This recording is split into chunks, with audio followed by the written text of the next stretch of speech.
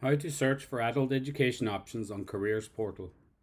From the home page, scroll down to the Adult Learner Community.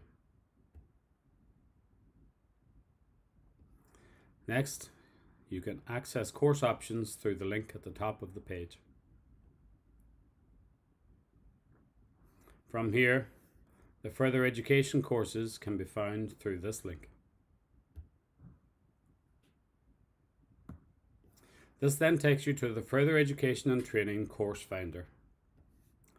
Here you can search by keyword. You can search by your area, so that's your county or part of Dublin. You can search by your location within the county or within that part of Dublin. Next, we have our categories. You can search by provider. You can also search by program type. So maybe you're interested in a literacy group, or a PLC course, or a skills for work or to advance, or a traineeship, for example.